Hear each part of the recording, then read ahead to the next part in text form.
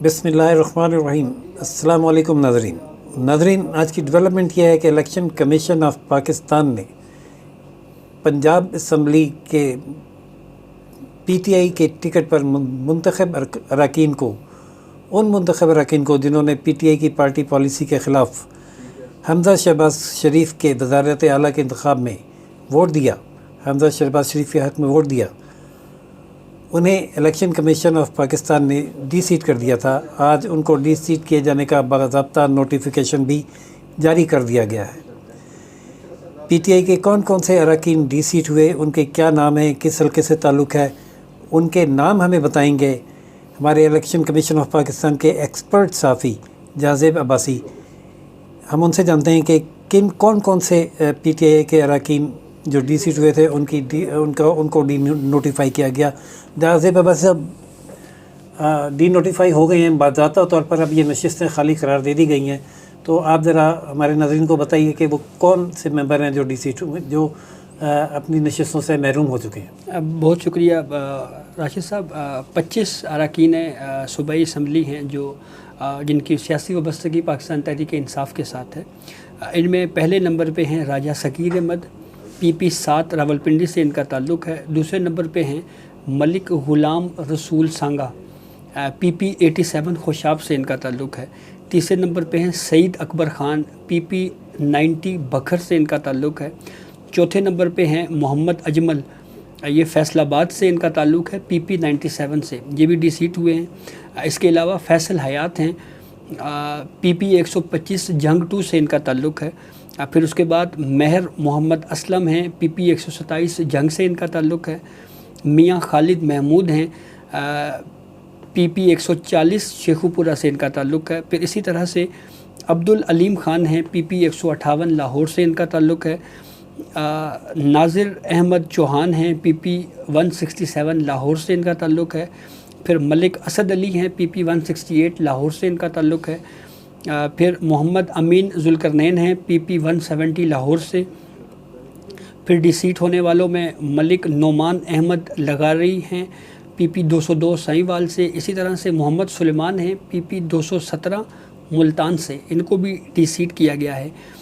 जवार हुसैन वड़ाइच, PP 224 लोधरा से। फिर उसके बाद नाज़िर अहमद ख़ान हैं, PP 228 लोधरा से, इनको भी डी सीट किया गया है। फिर उसके बाद फ़िदा हुसैन हैं, PP 237 बहावलपुर से। फिर उसके बाद मोहम्मद सब्तैन रज़ा हैं, PP 273 मुज़फ़्फ़रगढ़ से।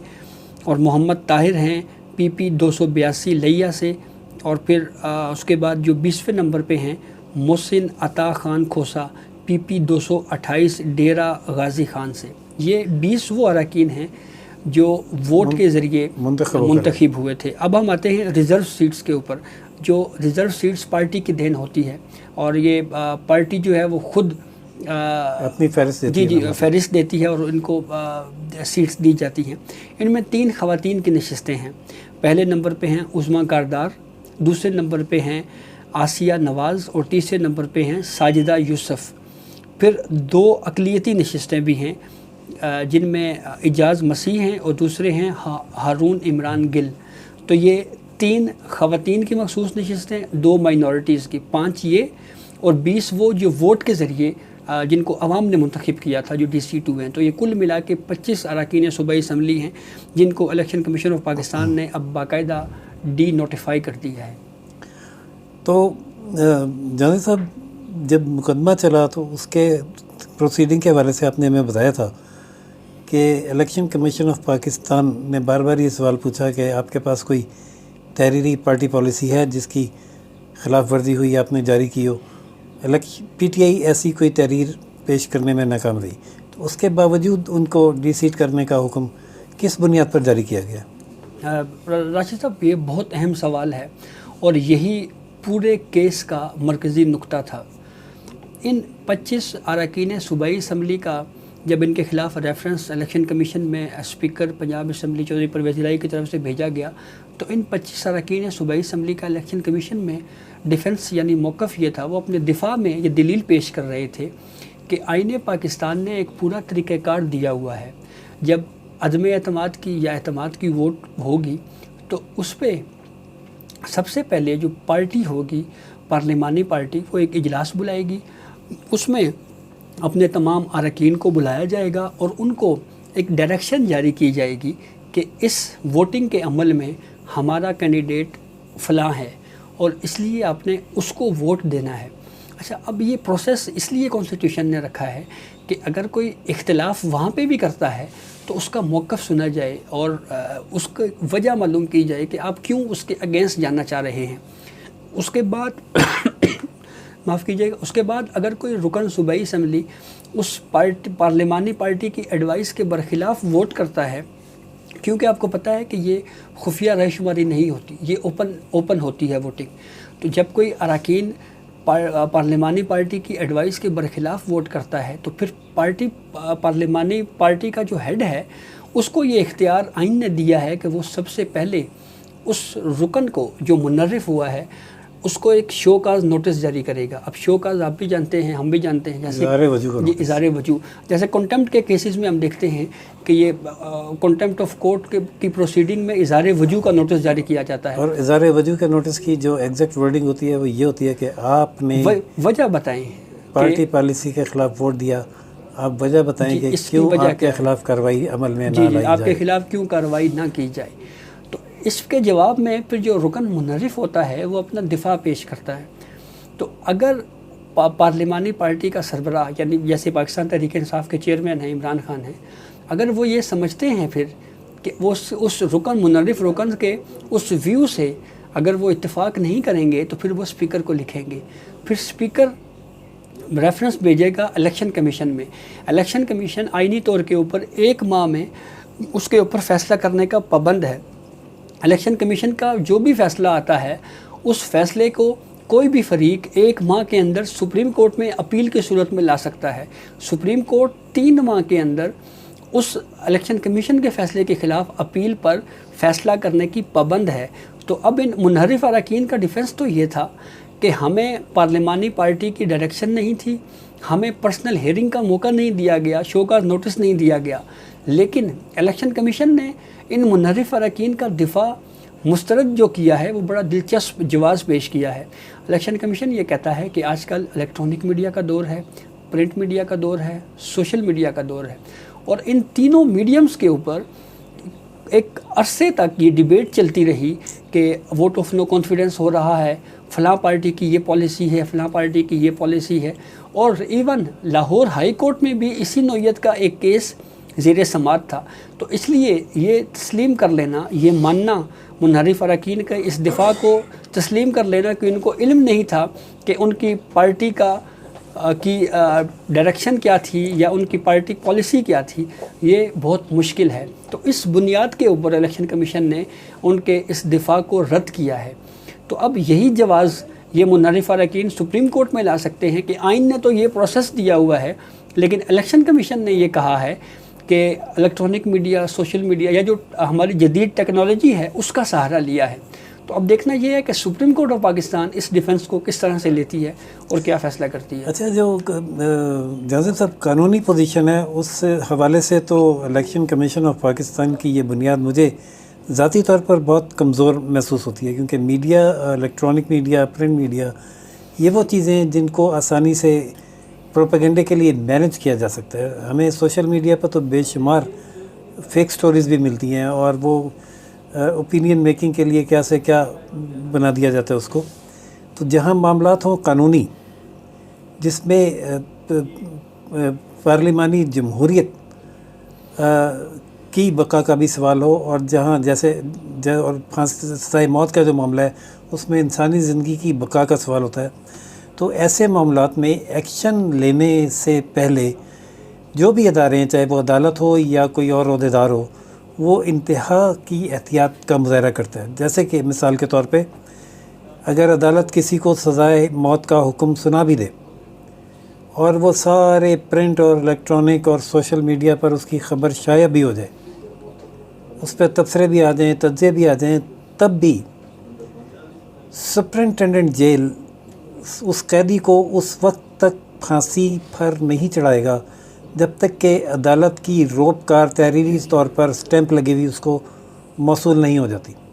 اسی طرح اگر کسی کی ضمانت پر رہائی کا حکم آ جاتا ہے، وہ صرف جیل سپرنٹینڈنٹ سوشل میڈیا کی بنیاد پر اس کو شام 4 بجے رہا نہیں کر دے گا. تو اور یہ بات بالکل درست بھی ہے.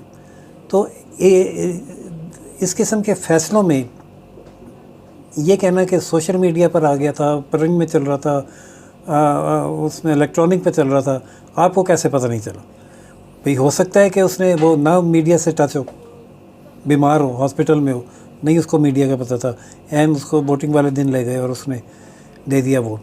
تو لیکن دوسری طرف ہم یہ دیکھتے ہیں کہ الیکشن جو سپریم کورٹ ہے وہ پارلیمانی جمہوریت کے حوالے سے پہلے ہی ایک بڑا سخت فیصلہ دے چکی ہے، جس میں انہوں نے یہ قرار دیا ہے کہ آرٹیکل 63 کو 62 سے الگ کر کے بھی نہیں پڑھا جا سکتا، یعنی آئسولیشن میں نہیں پڑھا جا سکتا. اور پارلیمنٹ تعین کرے نااہلی کی مدت کا، جو پہلے ہی ایک مائنڈ سیٹ اس کا سامنے آ چکا ہے.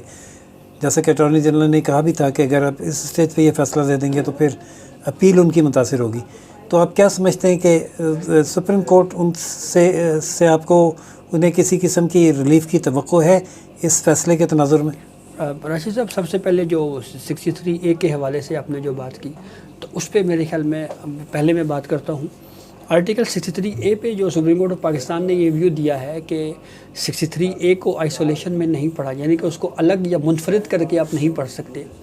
تو اب اس کا یہ مطلب لینا کہ اس کو 62(1)(f) کے ساتھ ملا کے پڑھا جائے، ایک یہ سائیڈ ہوگی. اور ایک سپریم کورٹ آف پاکستان اپنے صدارتی ریفرنس کے ویو میں یہ کہہ رہی ہے کہ نااہلی کی میعاد کی مدت کیا ہوگی یہ پارلیمنٹ خود ڈیسائیڈ کرے. یہ دونوں چیزیں ایک دوسرے کے پیرالل ہیں. سپریم کورٹ کو یا تو یہ چاہیے تھا کہ وہ نااہلی کی مدت کا تعین کر دے، یا اگر معاملہ پارلیمنٹ کو ہی بھیجنا تھا تو پھر یہ کمنٹ نہیں کرنا چاہیے تھا کہ اس کو آئسولیشن میں نہ پڑھا جائے یا پڑھا جائے. اس کو لا میکر کی دانش کے اوپر چھوڑ دینا چاہیے تھا. ہاں چھوڑ تو دینا چاہیے تھا، لیکن یہاں عدالت کے اس فیصلے سے مطلب یہ لیا جائے گا کہ نااہلی تو ہوگی، کنفرم ہے. جو ڈی سیٹ ہو رہا ہے، جس نے اگینسٹ ووٹ کیا ہے، وہ نائل تو پکا ہوگا کتنی مدت کے لیے؟ ایک ٹرم کے لیے، ایک الیکشن کے لیے، 5 سال کے لیے، 10 سال کے لیے، لائف.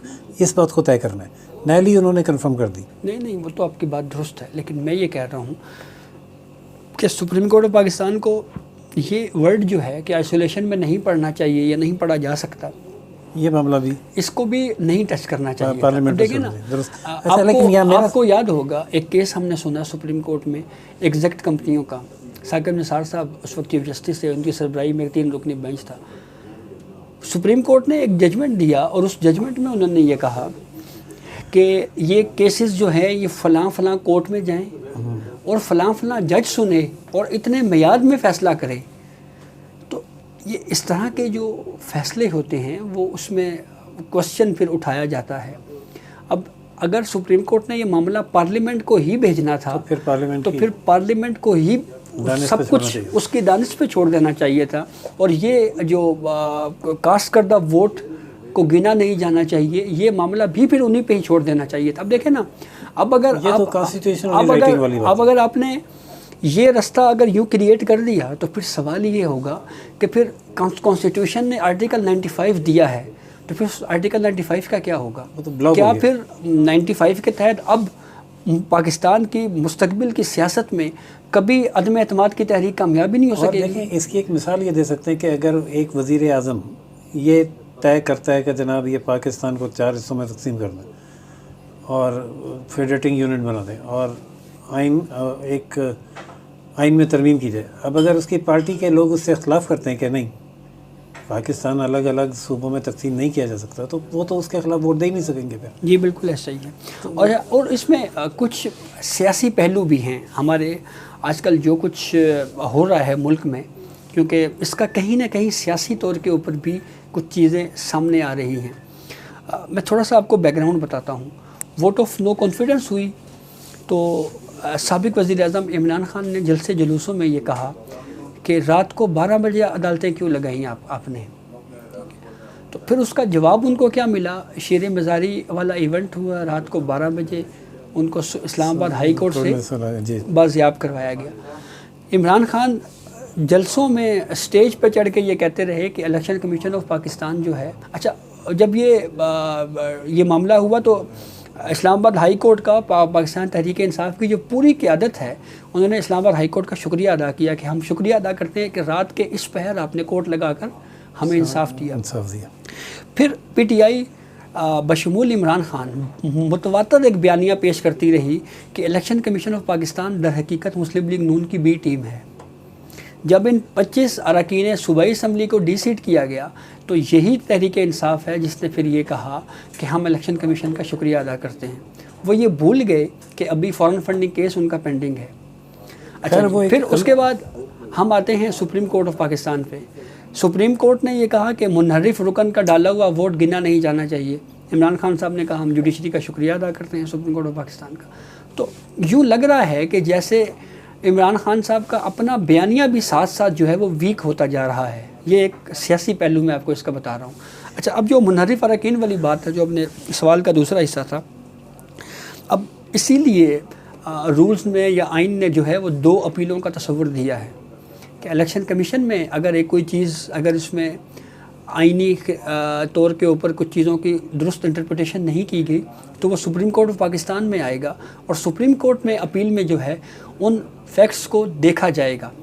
تو اگر سپریم کورٹ آف پاکستان نے اس الیکشن کمیشن کے فیصلے کے خلاف اپیل میں یہ کہہ دیا کہ جو آئین میں لکھا ہوا ہے منوان وہی ہونا چاہیے تو پھر ان منحرف اراکین کو ریلیف مل سکتا ہے، لیکن اگر اسی کو پھر کنٹینیو کیا نہیں، وہ یہ کہہ نہیں سکتی نا زیادہ بات صاحب، سپریم کورٹ اس پہ ایک فیصلہ اپنا دے چکی ہے اور وہ تو اپنے فیصلے کو تو خود امپلیمنٹ کرے گی۔